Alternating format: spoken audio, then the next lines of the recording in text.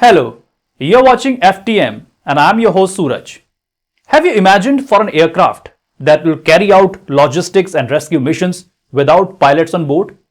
A US agency on a mission to create such aircraft that can be very instrumental in disaster rescues and in other exigencies.